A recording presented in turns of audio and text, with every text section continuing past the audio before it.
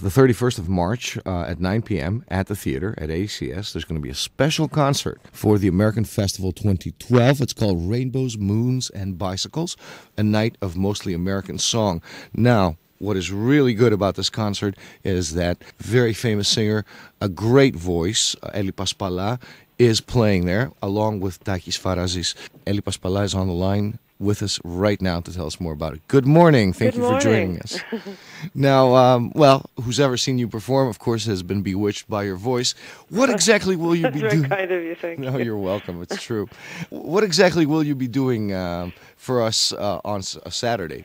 Well, this is part of the festival that ACS, the Art Center at ACS has set up for 2012, commemorating American culture. And the concert is made up of mostly American songs and songwriters. There are a few exceptions, and those being Leonard Cohen and Joni Mitchell and Jamie Cullum and Van Morrison. Who are Canadians. Well, Leonard Cohen and Joni Mitchell are Canadians, and Van Morrison is Irish, and Jamie Cullum is British.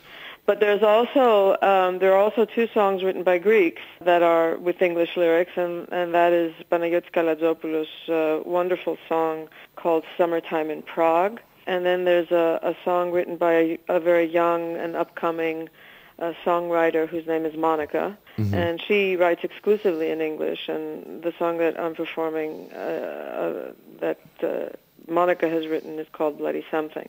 And these are songs that we've been performing with Takis Farazis, who is an extraordinary musician, a very wonderful pianist and composer and songwriter in his own right. He's written a great deal of music for theater, and not only. And he's just a wonderful, very, very special pianist, and it's a joy to be working with him. And I just have to mention that this is in memory. The concert is also to establish a scholarship fund at ACS in memory of Dr. Zorbas, who was a great mentor for many, many people at ACS. But it's in celebration of American song and American songwriters in general.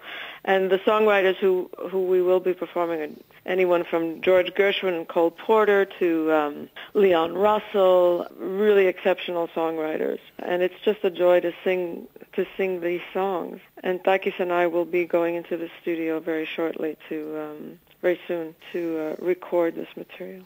So there's not an underlying theme apart from the fact that they're mostly American songs. They're not just jazz, or they're not just well, ballads. A lot of the songs fall into the category of jazz standards, and I've always had a mixed feelings about that term, because these are just classical. I mean, Somewhere Over the Rainbow, as you know, is from the Wizard of Oz. I always wanted to sing this song, and it's become part of stock of what is called jazz standards. I personally do not consider myself a jazz singer, but yes, it is. And Moon River, and songs, or Crimea River, they've been placed into the what is called jazz standards. But they've been sung by such a variety of singers. The way people have approached these songs, I consider them classics.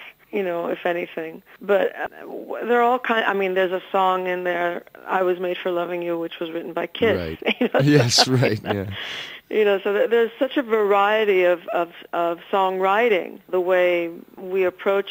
There's a beautiful song called "The First Time Ever I Saw Your Face," which was written by Ewan McCall back in the '60s, and I first heard it sung by Roberta Flack, and it's just a lot of these songs were songs that I heard as a child growing up in New York, and I've always wanted to sing them, and I've come to the ripe old age of whatever, and I've decided that I needed to sing these songs now.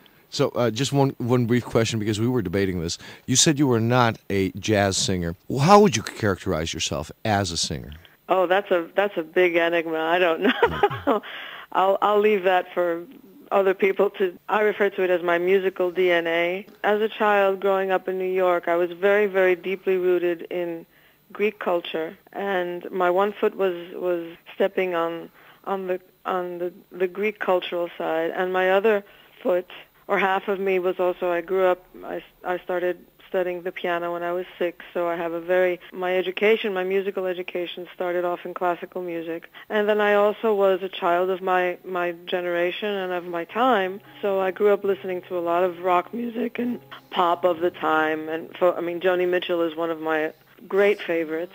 And naturally, I started listening to jazz in my adolescence. So I have this very, very kind of a very full-bodied type of approach to music. And as a singer and as a musician, I need to dive into and to delve into these different genres. But I always do it in my own way. And my own way is just a very, I guess, unusual mix of all of these things.